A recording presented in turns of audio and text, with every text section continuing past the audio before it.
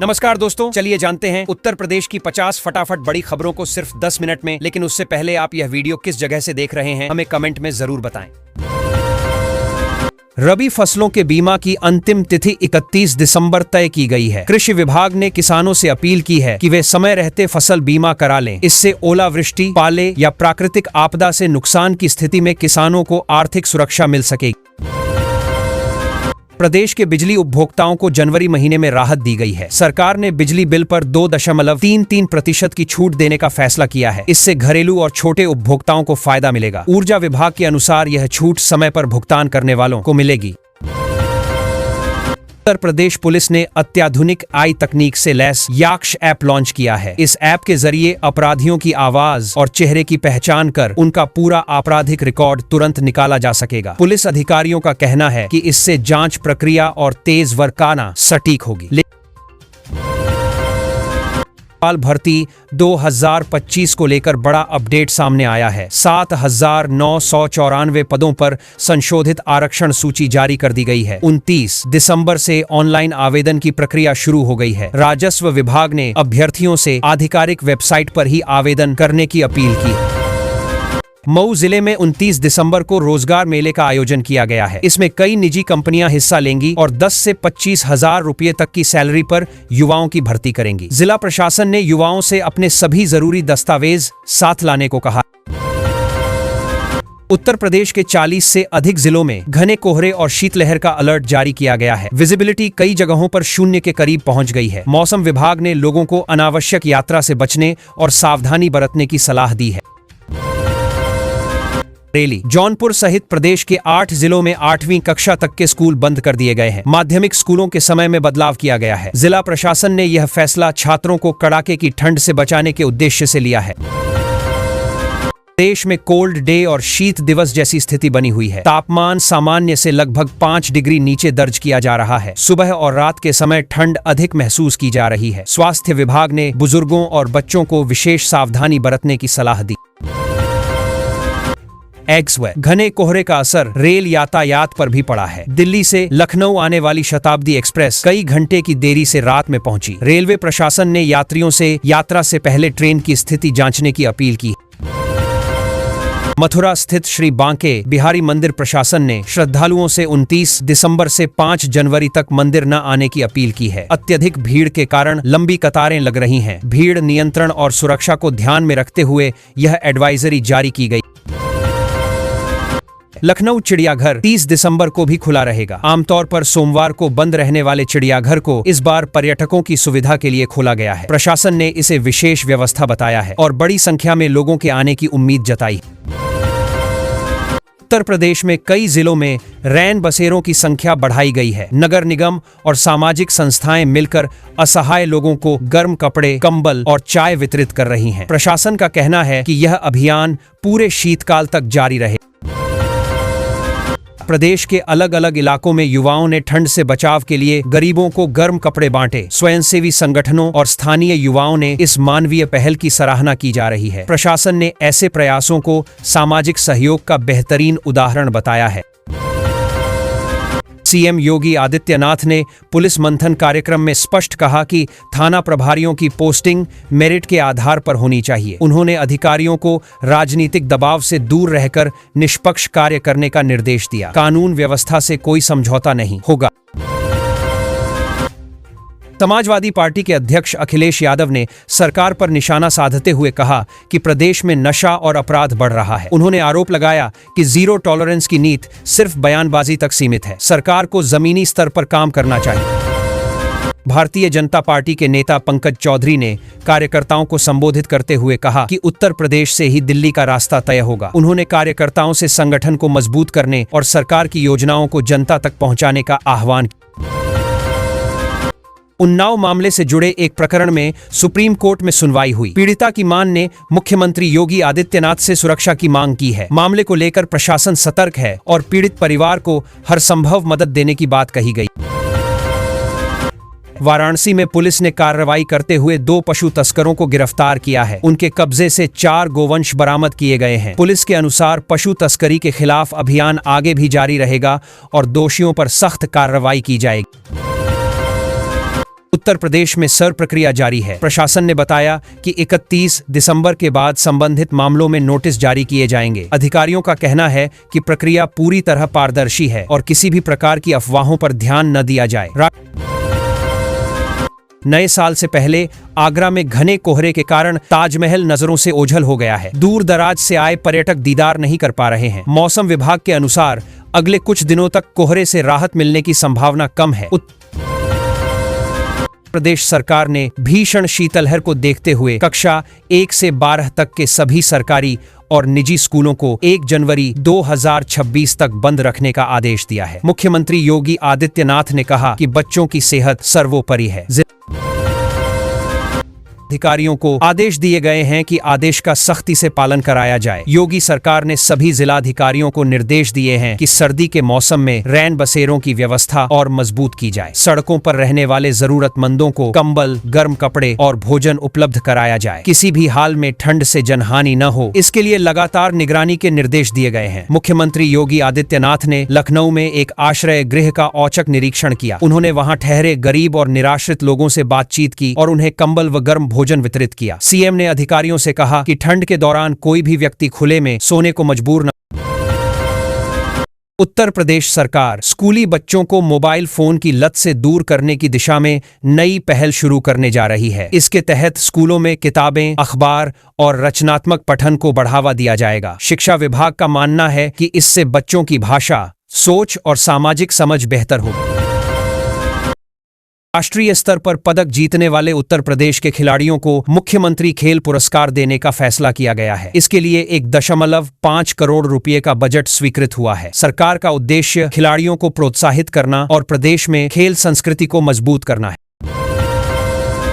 कानपुर में मोटे अनाज की खेती को बढ़ावा देने के लिए चंद्रशेखर आजाद कृषि एवं प्रौद्योगिकी विश्वविद्यालय किसानों को प्रशिक्षण देगा। साथ ही बीज बैंक की स्थापना की जाएगी। इससे किसानों की आय बढ़ाने और पोषण सुरक्षा को मजबूती मिलने की उम्मीद। प्रयागराज नगर निगम शहर की स्वच्छता व्यवस्था सुधारने के लिए घर घर गोबर संग्रह की योजना लागू करने जा रहा है। इससे नालियों के जाम की समस्या कम होगी और मोहल्लों की साफ सफाई बेहतर बनेगी। गोबर से जैविक खाद और ऊर्जा उत्पादन पर भी विचार। उत्तर प्रदेश में 23 बड़े पुलों और 5 रेलवे ओवरब्रिज के निर्माण को नाबार्ड से मंजूरी मिल गई है। इन परियोजनाओं से ग्रामीण और शहरी क्षेत्रों की कनेक्टिविटी सुधरेगी, व्यापार, उद्योग और आवागमन को गति मिलेगी, जिससे आर्थिक गतिविधियां तेज होंगी।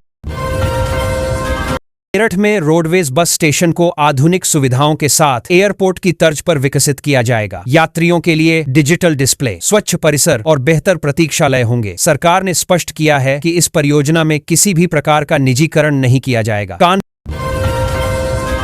रेल नेटवर्क को मजबूत करने के लिए विजन 2030 तैयार किया गया है। इसके तहत 150 अतिरिक्त ट्रेनें चलाने की योजना है। इससे यात्रियों की सुविधा बढ़ेगी और औद्योगिक व शैक्षणिक शहरों से संपर्क और बेहतर होगा।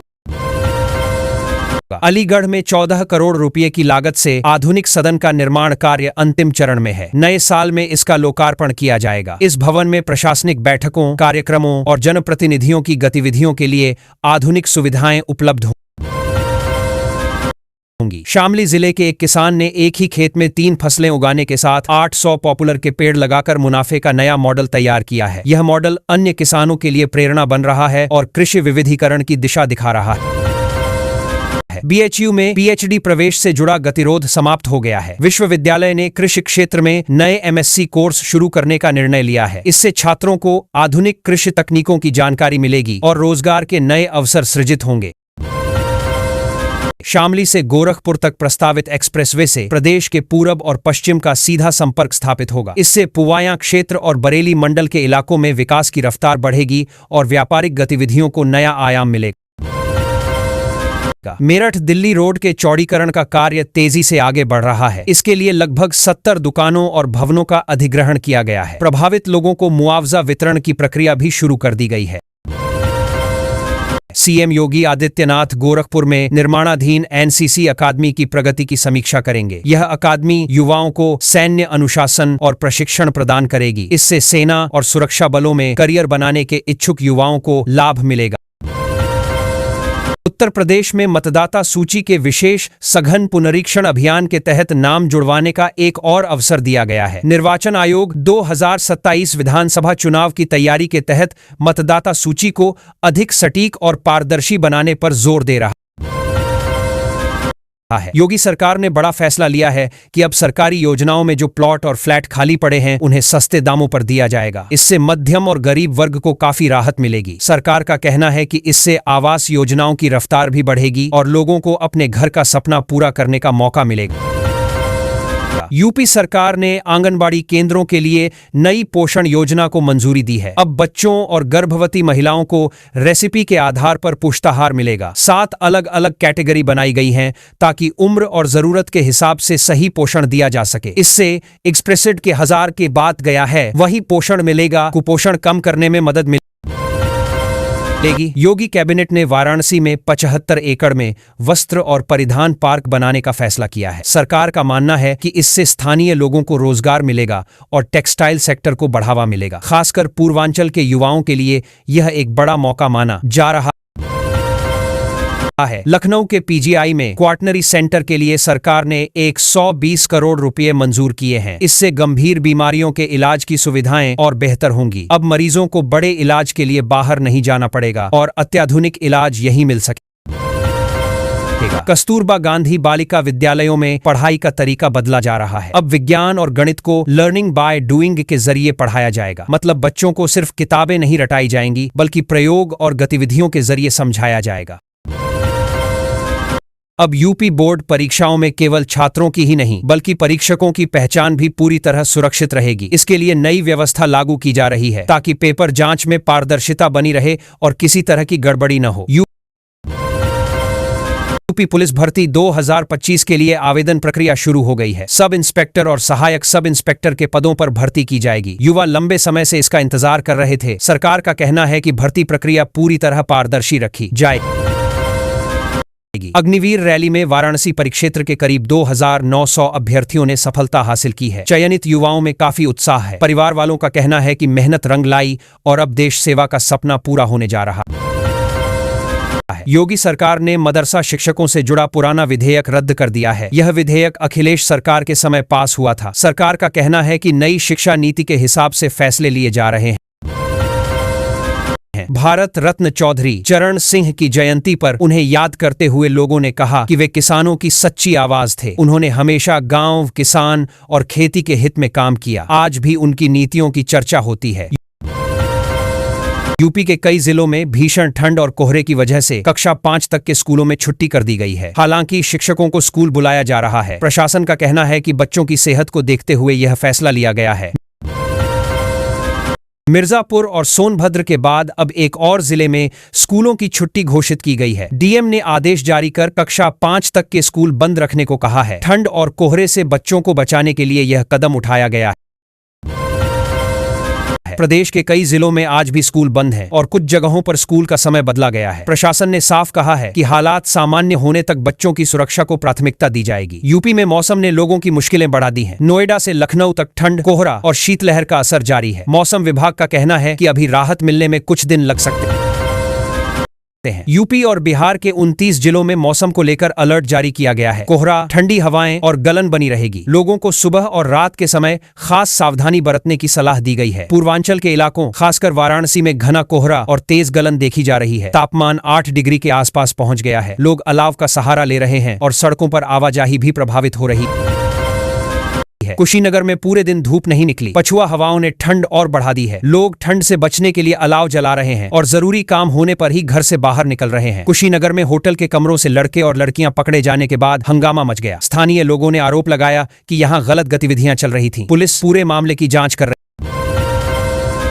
यूपी और बिहार के 29 जिलों में मौसम को लेकर अलर्ट जारी किया गया है। कोहरा, ठंडी हवाएं और गलन बनी रहेगी। लोगों को सुबह और रात के समय खास सावधानी बरतने की सलाह दी गई है। पूर्वांचल के इलाकों खासकर वाराणसी में घना कोहरा और तेज गलन देखी जा रही है। तापमान 8 डिग्री के आसपास पहुंच गया है। लोग अलाव का सहारा ले रहे हैं और सड़कों पर आवाजाही भी प्रभावित हो रही है। कुशीनगर में पूरे दिन धूप नहीं निकली। पछुआ हवाओं ने ठंड और बढ़ा दी है। लोग ठंड से बचने के लिए अलाव जला रहे हैं और जरूरी काम होने पर ही घर से बाहर निकल रहे हैं। कुशीनगर में होटल हॉस्पिटल के कमरों से लड़के और लड़कियां पकड़े जाने के बाद हंगामा मच गया। स्थानीय लोगों ने आरोप लगाया कि यहां गलत गतिविधियां चल रही थीं। पुलिस पूरे मामले की जांच कर रही है। यूपी के एक शहर में कफ सिरप तस्करों के खिलाफ बड़ी कार्रवाई की तैयारी है। प्रशासन ने करीब 40 करोड़ की संपत्ति चिन्हित की है, जिस पर बुलडोजर चलाया जाएगा। सरकार ने साफ कहा है कि नशे के कारोबार पर सख्ती जारी रहेगी। सुबह 9 बजे ओपीडी खुलने के बाद कई अस्पताल कक्ष खाली मिले। कुछ ही कमरों में डॉक्टर इलाज करते नजर आए। मरीजों ने शिकायत की